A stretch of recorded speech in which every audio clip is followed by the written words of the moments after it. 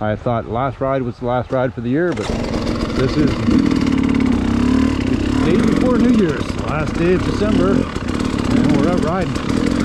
We're studded up, but not a lot of snow, and there's definitely not a lot of ice. It's warm. It's like 6 degrees. Hey, welcome back.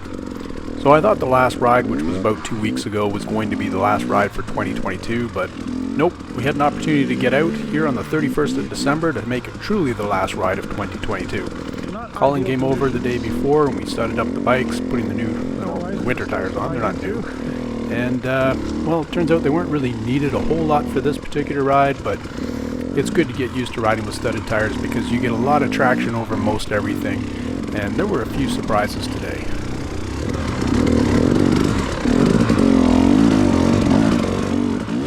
Alright, today we've got Colin, myself, Nick, John, who else is here? Chris, Mark, and well, Steve is wandering around, but he's not riding today.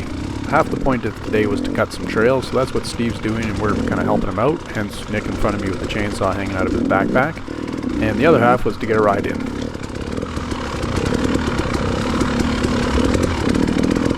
No snow in here at all. Well, thanks very much there, Captain Obvious. You nailed it. Don't worry, we're going to see some snow later on.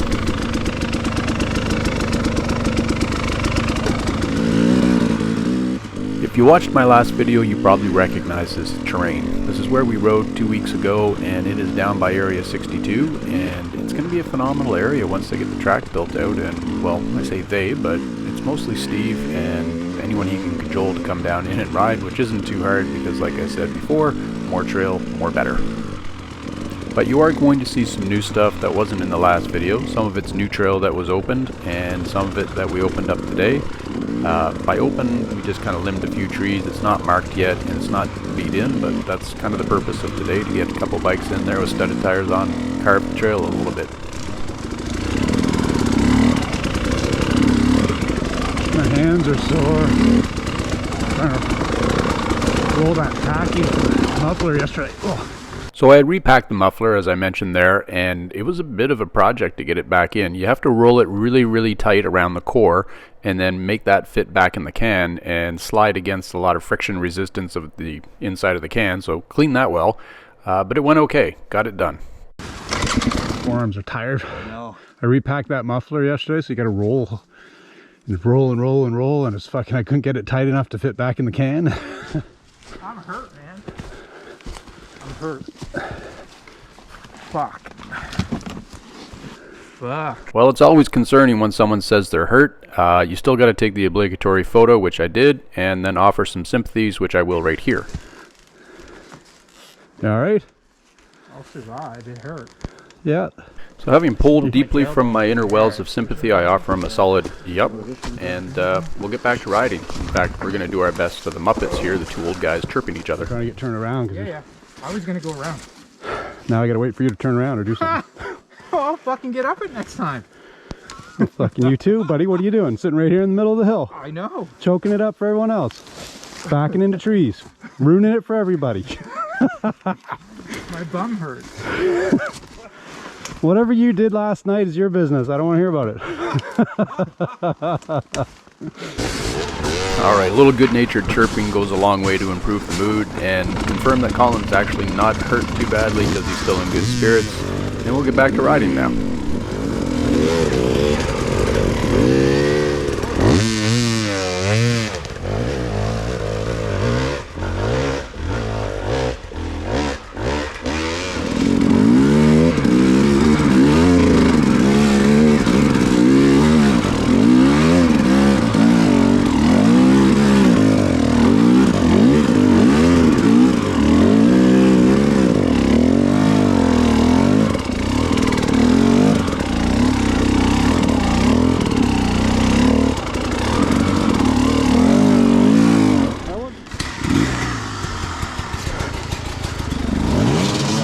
In my last video, there's a picture of me all stretched out trying to push my bike up over a ledge.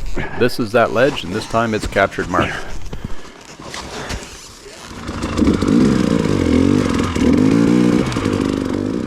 This is some of the new stuff they cut in the last 2 weeks, and it's pretty rugged. There's some good rocks under here hidden into the dust and the snow, and it's a lot of up and down and you can't really see it.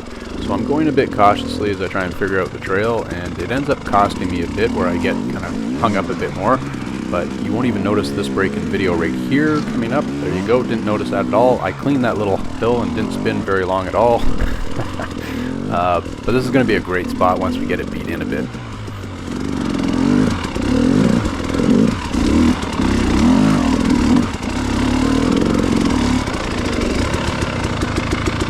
What's up? Oh, he's nicking. Here we're stopped to do a little trailside maintenance. Jonathan's got to pull out a couple studs that are hitting the fork guard there on his bike. Hey, brother. I had the same issue on a couple of mine. I don't know if it was just the studs were getting misaligned or that the wheel was just out of true, but I ended up using the spokes to adjust the wheel back and change the offset a bit or true it out, not sure which, but it's working fine.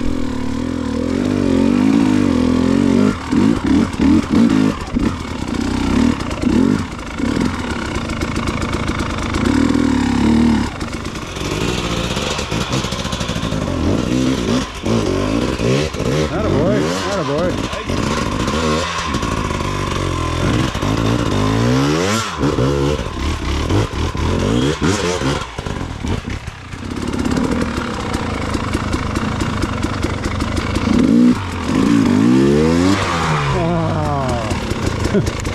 I just got captured by two rocks, one in front, one in back, and it's hard to get over. I ended up dragging the bike around, which was the better line anyway, as Chris is going to show us here in a second. But yeah, that hole, if you filled it in a little bit, or I suspect in the summer with some stickier tires, it wouldn't be that bad to get over.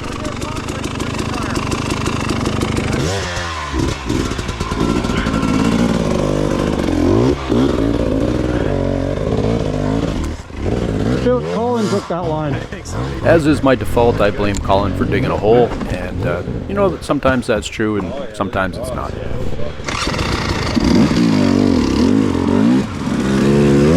So now we're getting turned around, and this is Jonathan out in front of me, and we're going to head back to the trucks, get rid of some of the tools, and we're going to ride the other side of the pit where there's going to be actually more snow.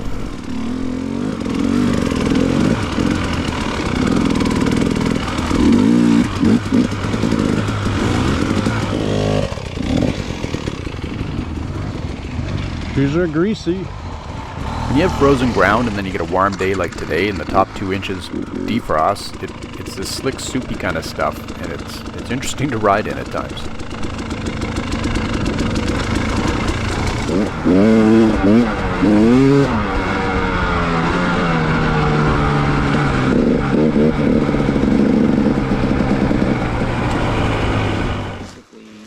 You girls ready? Anything that has to be changed. I'm getting cool. Through their Oh, I knocked you right out. So a couple years ago, Gillette put a commercial out highlighting what they called toxic masculinity or some ridiculous dribble like that. So that's an example of toxic masculinity right there. So I want to offer my apologies, much like I pulled from the deepest wells of sympathy when I offered Colin out. Yep, I offer you an apology if you were offended by that. Oh, and for Chris, you just don't want to approach me in that way because I will throw a struggle bunny at you.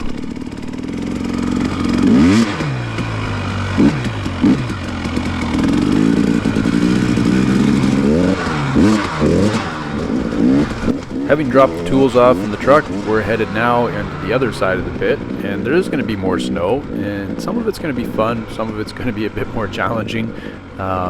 It's kind of soft, slushy stuff because of the melt that's going on right now, but where there's tracks in it, you end up getting caught in the rut, and the front tire kind of bounces back and forth and pulls you into the soft stuff, and eventually you crash. What we need is a bigger freeze and more ice for these stud tires to work better.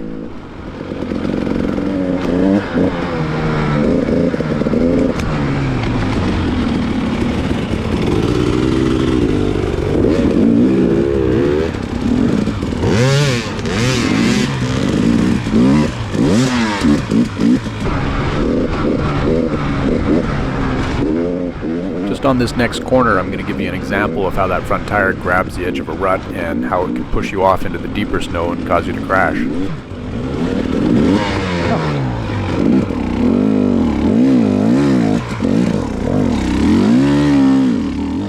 The other challenge is you don't know how deep the puddles are and you don't know how frozen they are. And I think just up around this next corner I'm going to end up going through the ice, and I'm in third gear at the time, so I just keep hammering the throttle and end up chucking a big chunk of ice at Colin.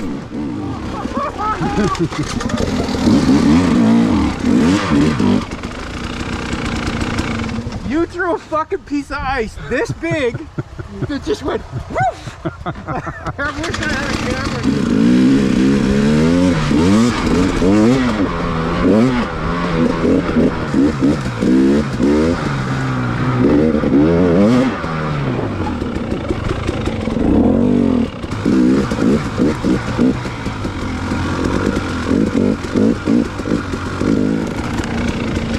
It's funny how each year when the winter rolls around I kind of prep the bike to put it away and I debate whether I'm going to put the studded tires on, but one ride just like this and it flips the equation. It's just nice to get back out and go for a little rip. Been off the bike for a couple of weeks now over Christmas and been indulging in too much food and too much wine, so it's nice to get out and do something physical and kind of rip it up a little bit on the bike.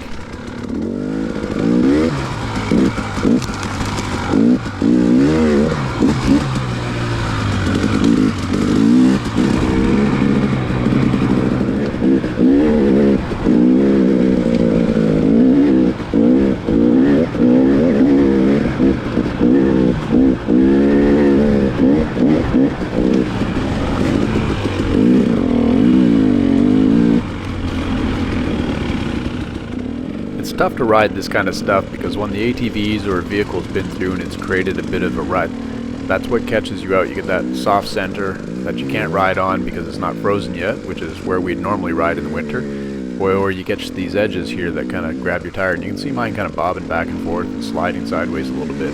You're going to see a section up here in a minute, less than a minute, where it's fresh snow right here, and this stuff you can really haul ass on because there's no ruts.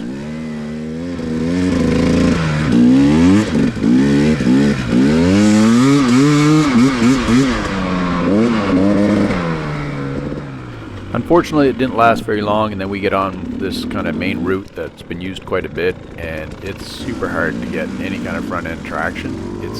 You really just got to sit way back and hope for the best, and it's hard to get any speed up, but you need a little bit of speed. You need to be standing up and weight back in order to ride it. Anyway, I cut out most of that, and we're getting on to the end of the video.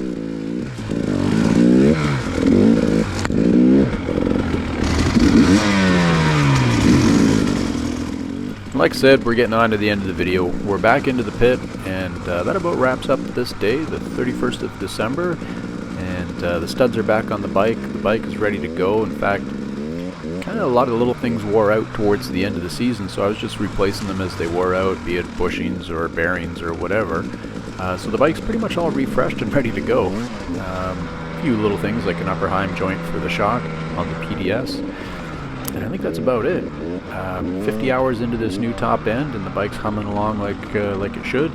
And the suspension, I've figured a few things out. I think I'm going to add a bit more oil to the front forks just to stiffen up the compression dampening a little bit, so it's not so divey on the downhills or in the corners. But other than that, it feels really, really good. So this begins the 2023 riding season, and I look forward to making some more videos.